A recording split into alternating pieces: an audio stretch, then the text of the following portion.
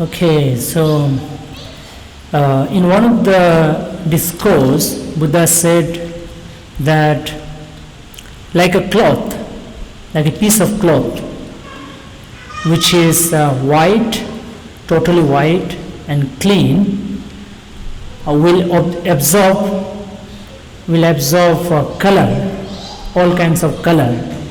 It will absorb if it is pure, clean, and dry. So, in the same way, Buddha said that if our mind is peaceful, free, clean, then we will understand the deeper teachings of the Buddha. We will understand what is that which will bring us happiness, what is that which will not bring us happiness. You see, we will have clarity. A lot of time people these days ask, this question which is quite popular, that how do I know what is right for me? How do I know what is wrong for me? This is a question that we hear often in today's time. So we may rely on scripture, on people, right, on different sources in order to understand what is actually good for me, what is actually not good for me. But I was saying that if you really calm down your mind, like what we did today, through meditation, chanting, then our mind is peaceful, and then we know what is actually right and wrong for me. And according to Buddha, right and wrong doesn't have a very complicated answer or complicated understanding. It's very, very simple, right? It's very simple. Anything that makes you restless, makes you restless and makes you agitated, anything that takes away your peace is wrong. So we will know that. But unless and until we really calm down our mind, it's very difficult. It's quite difficult for us to understand it. You see, and when we don't understand, then obviously we will be doing something that is not in our favor, that is not in our benefit, right? So this is what we need to do. And the Gatha sloka today I selected for today's evening is about that, which is how do we actually become clear? How do we actually become more clear about our life? Okay, so let me recite the Gatha.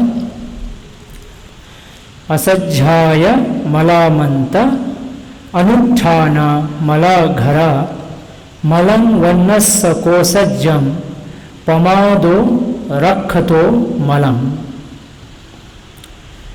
Okay, so this is the Gatha today, which is this Gatha Buddha spoke after a small incident that happened in Buddha's time about a monk. So this monk, he was a bit I don't know, jealous or a bit egoistic, I don't know. He would comment, he would say, whenever the chief disciple of Buddha, Sariputta and Bhante and Moggallana Bhante, you see the two monks on the right and left side of Buddha, they are chief disciples of Buddha, Moggallana and Sariputta. So they were, of course, chief disciple, and they were very good in guiding people on the path of Dhamma, on the path of spirituality, on the path of happiness. And he was like, he was getting a lot of praise from the people, these two monks. And then he was like, I also can teach, I also can teach like them. In fact, much better than them, This is what he kind of claimed, And the people were, happy, and he said they invited him for a teaching program in one of the places. But when he went on the dais to speak, he was just silent, because he couldn't teach anything. Then he said, I'll speak next, I'll speak next. But he couldn't speak at all, right? He just couldn't speak at all. So there Buddha actually spoke this gatha, which is what I recited today, that is asajjhaya mala manta. Manta is mantra, manta means mantra. So, it's like words, like a poem, something in a short format, in a very specific format, like a sloka, 4-line, particular, just few words, almost in the same row, not much exceeding. So, that was something which was a culture in Buddha's time. So Buddha said, if you don't repeat the mantras, you will forget it. You will forget it, right? And then he said, asajja mala manta, anuttana mala ghara. Ghara is your house. If you do not clean your house, if you don't clean, then it becomes dirty. It becomes very unlivable, your house. Anuttana malagara, malam vannassa kosajjam. If you are lazy, if you are lethargic, if you are a very sluggish kind of person who is very lazy, then your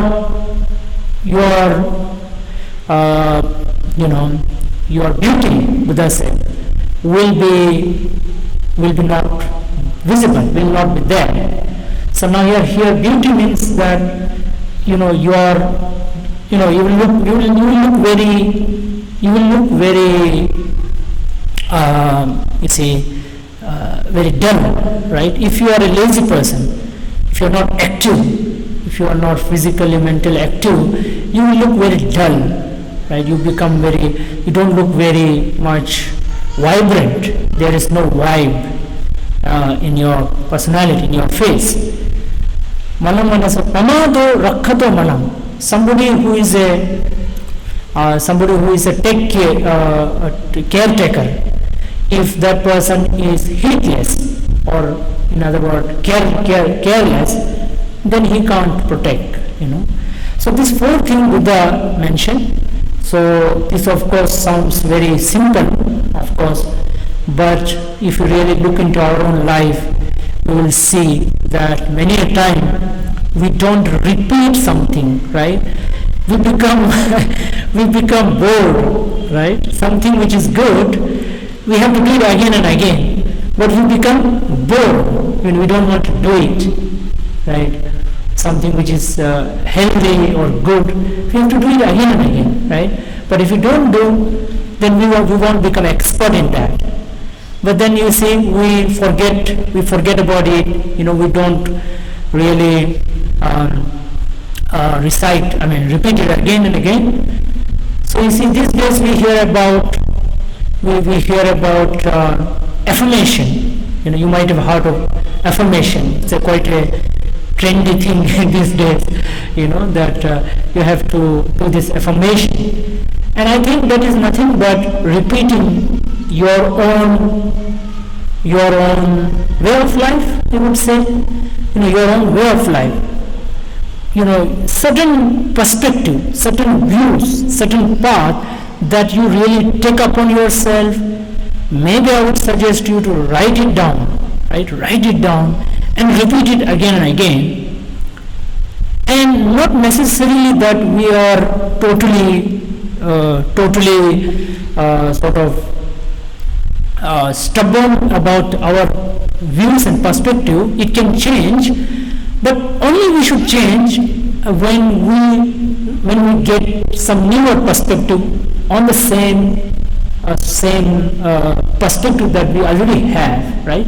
It does change. It should change. It will change. Our own perspective, because that is also not necessarily permanent. Nothing is permanent. But we really need to write down something. How am I? Some of the important things about your life. How am I going to do things? And something that something that you consider as your way of life. Otherwise you are just pushed and pulled, and you are nowhere. You don't get anywhere. So that's the important. And asaja mala mantha anuttana mala ghara. You see. So it's about cleaning. So Buddha is speaking about cleaning. Cleaning your house, he said, but then just cleaning. And of course, it is important to clean your house. Do you all clean your house? The morning is the time when you have to clean your house. You see, so that's really important. Because it gives a sense of cleanliness, and in the process of cleaning your house, you are also cleaning your mind. You see, you really clean your mind, because cleaning requires some sort of focus, effort, concentration, and a good idea, that cleaning is good. So it's very important, and it is good to do in the morning, right? Because that also helps you to become more proactive. You will become more proactive about your life. Whatever comes in the day, you will be able to do it, instead of postponing. You see, just a little thing. It sounds like cleaning your house doesn't sound like a very big spiritual thing, but it is a big spiritual thing, because it is connected to your cleaning of your own mind. You see, so this is something Buddha spoke. And then thirdly, about your own self, which is the laziness. So today, you see, in today's time, lot of people, especially even youngsters and even other also, are not so much physically active, right? They are not physically active. People are not much physically active. Okay, they may be studying, working, which is more of a mind and brain kind of thing, right? Not physically active. So that's why we all talk about fitness, health, all these things we are talking about in today's time. It's a very big topic, and it's a very important one, especially in today's time. So Buddha is saying that if you want to be not lazy, just take care of yourself. Just exercise, just take a bath, take a walk, take exercise. So it's very important, because that also helps you mentally, spiritually, in all way. So that's something we need to understand, because why would Buddha speak, in this way? Now, if you look at the story where this monk was not able to speak because he was not repeating, he was not actually repeating, studying, hearing, discussing the Dharma. Because when he was not doing that, then while he has to preach, he was not able to do so. right? In the same way, like one of the thing this in the case of the house, what Buddha said was, if you don't clean your house, it will deteriorate. It will deteriorate. If you don't maintain your home, if you don't clean your home, it will eventually deteriorate. You see, so you see, it will not last longer. And it won't support you. It may become faster. It will decay. In the same way, health. If you are not healthy enough now, if you don't take care of health, when the sickness comes, then you don't have the necessary immunity. You don't have the necessary immunity to fight with the sickness, right? So you see, that's very important. You see. Okay, then anuttara malang pamado rakhato malang. So somebody who is a caretaker, so which means that if you have certain responsibility, we all have certain responsibility. If you are not watchful of our responsibility, then we will not be able to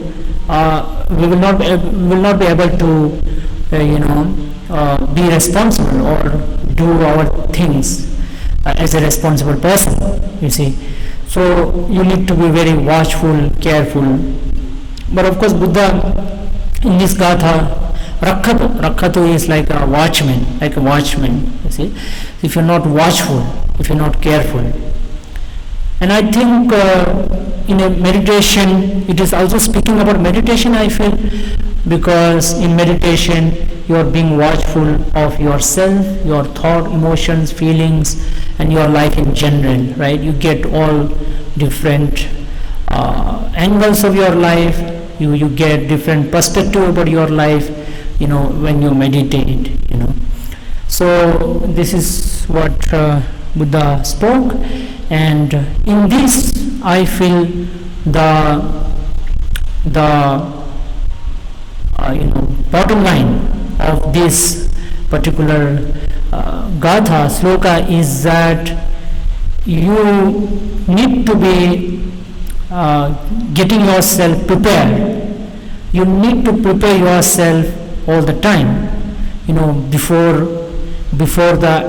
before something can happen, before some kind of difficulty can come.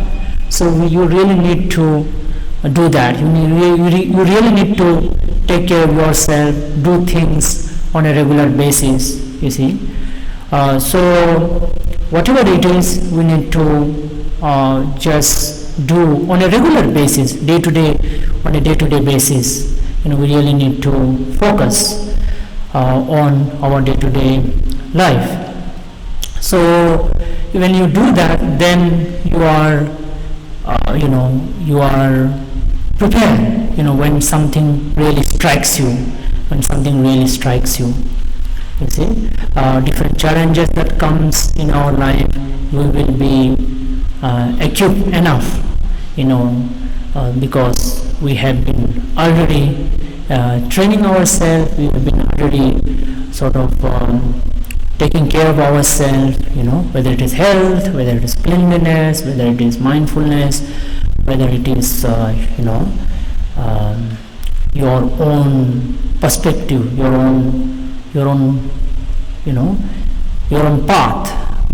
I think, because of course Buddha has spoken so many different ways and means, but you need to just tailor, you have to tailor for yourself a path, that I would walk, something that you yourself, for your own self, you have a path, you have a, in the sense, based on your own experiences, based on the way you are, the way your situation is. Based on that, you figure out a path, you figure out a view, a kind of philosophy, a kind of perspective, a kind of contemplation, reflection, thought, whatever you want to call it, something that you bring in mind and then you accordingly go, something that guides you mentally, you just put it down, you just write it down, and then after you write it down, you go through it on a regular basis, and if not regular basis, but at least, and then update after few days. Just update it so that you know where you are going. You know where you are going wrong. You know where you are going right, and so you are able to take yourself forward. Okay, so this is what I wish to speak, and at this point, any question, I thought it will be good to give you some opportunity for a question from today's talk.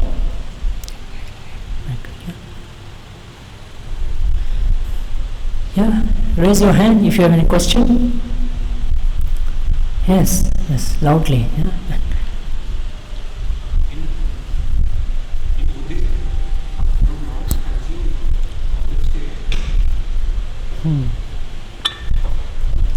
Okay.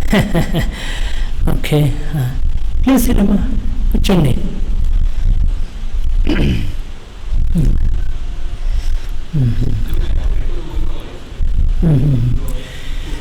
Okay.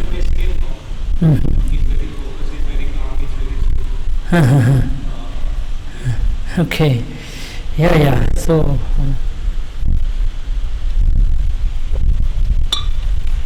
Okay, so this is a question about food. So for us, food is not so much about veg, non-veg, right?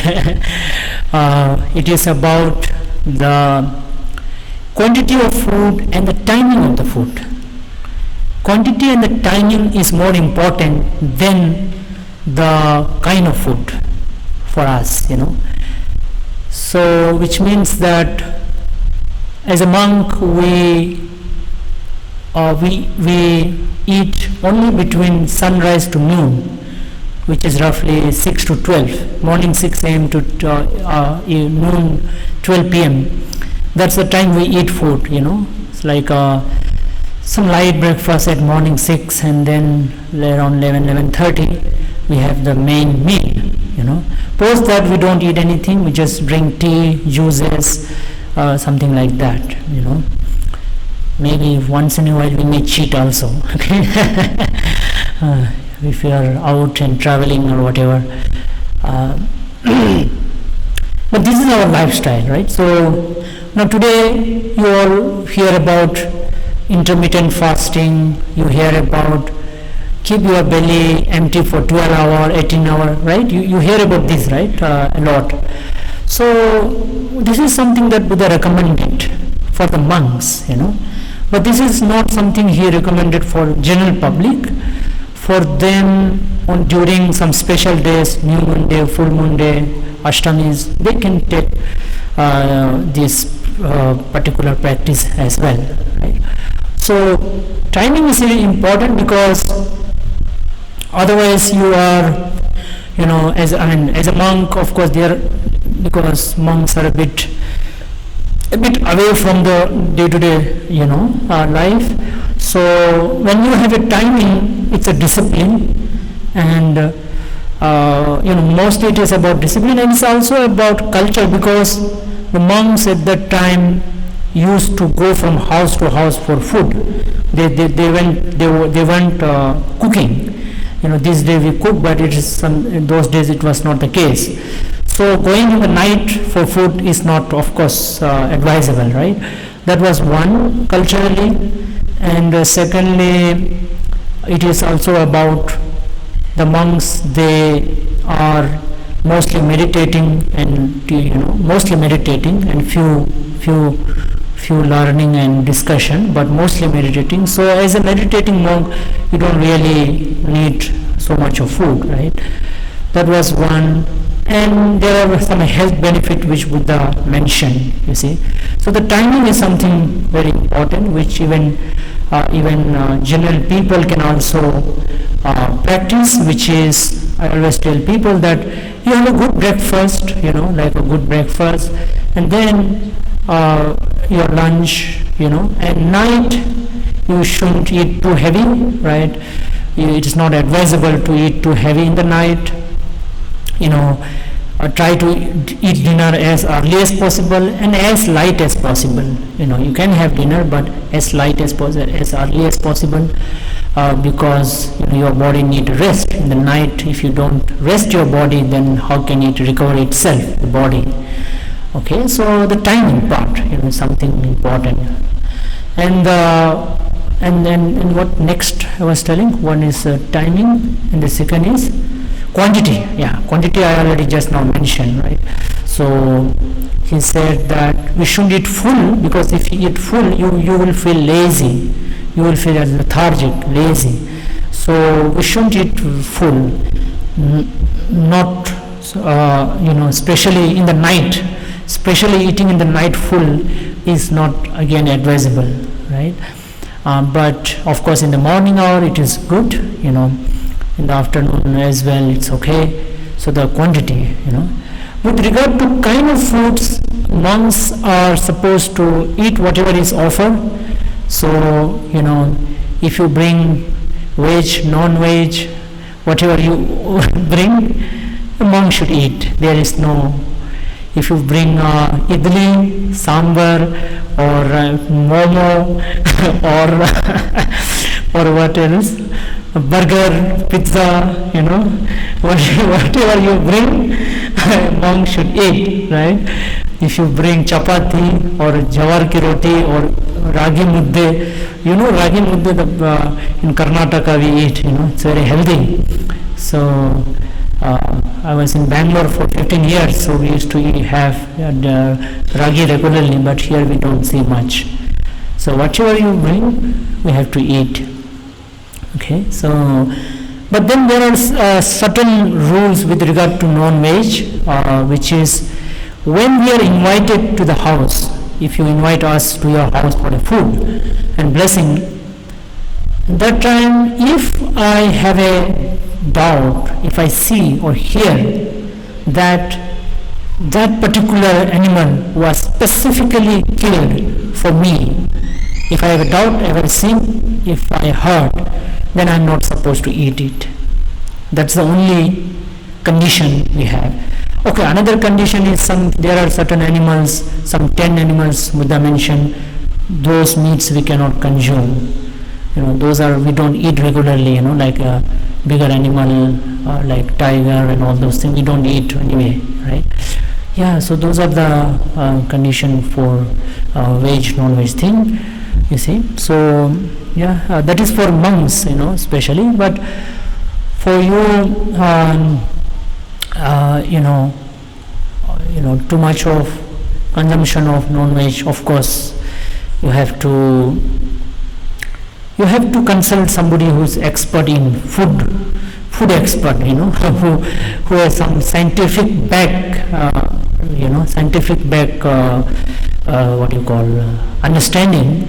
You have to go by that, and lot of science, lot of medical expert, they are saying that too much of non-veg is not healthy. That's what they say, right?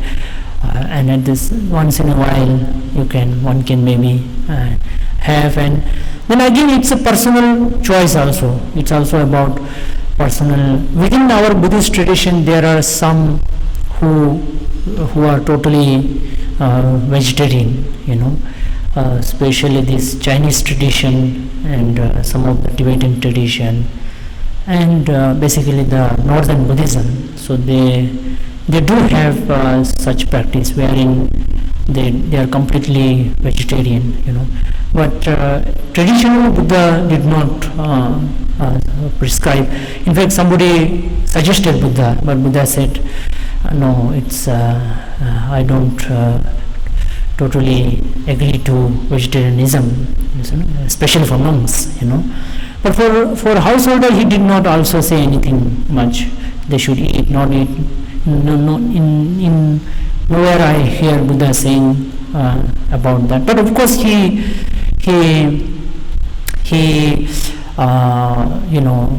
taught people to not to kill. You shouldn't kill, but at the same time you're not advised by Buddha to be a vegetarian. So sometimes it becomes a big confusion for people, that am I contributing to the killing, But Buddha said the one who is killing is the responsible person, not you, right? But while it is being killed, if you have a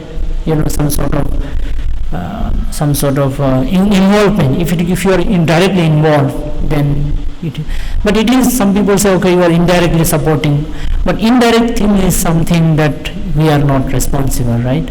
If somebody who is actually killing is the person responsible, this indirect thing we cannot take into account, otherwise everything is indirect, everything is, then whatever problem happening in the world, we are all responsible then.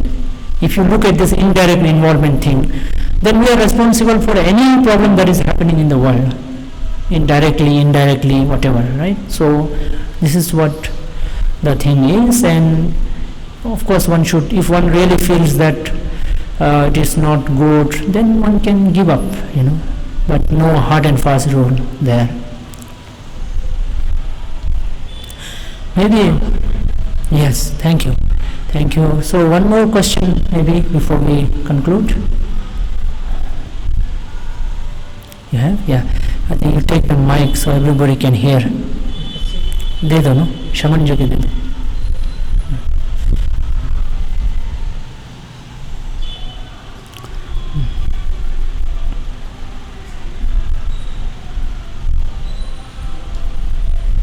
So hello everybody. Hello.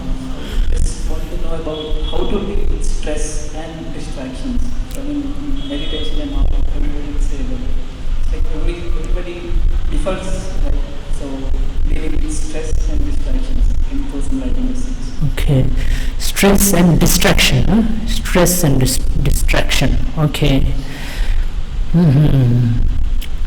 There are two topics, stress and distraction. It is also the mostly asked question. This is also very popular problem that people face in today's time. You see. So I would say lifestyle, in the sense that, do you have a regulated life? Do you have a disciplined life? It depends on that, And also, are you over busy? If you are over busy, you don't have time for exercise. If you don't have time for meditation, if you don't have time for some sort of time where you are being relaxed, so you need to have time for these things, exercising, meditation, and also few time for maybe reading something, talking to some people, reading something, because that puts some better thought in our mind, especially reading those books like a spiritual book, life kind of book, life related kind of book, that gives us clarity, you see, that is helpful. So this is, as I was speaking today in my talk, that on a day-to-day basis, how you are designing your life, how you are living your life, on a day-to-day basis, not on a very special occasion, but how you're living your day-to-day life, you see. So if you have so much thing in your head, on your plate, in terms of responsibility and other things, so you need to just calm down, and you need to just drop some of the things that you are involved in, you see. Over busy is something Buddha said, apakicho, which is, or apakicho means less duty, So that said that that is something you need to do, right? So yeah, so you said for stress and distraction, huh? So okay. So I think for distraction again, if you really have a schedule in your life as a routine, then distraction can be lesser, if you really have a routine, because the routine will take care of your life, because you stick on to routine, and whenever you are away from the routine, you are reminded of your routine. So I think that will help. And meditation, of course, is one of, so meditation is one of the factor. It's not like you do meditation and everything will be sorted out. It's not going to happen, right?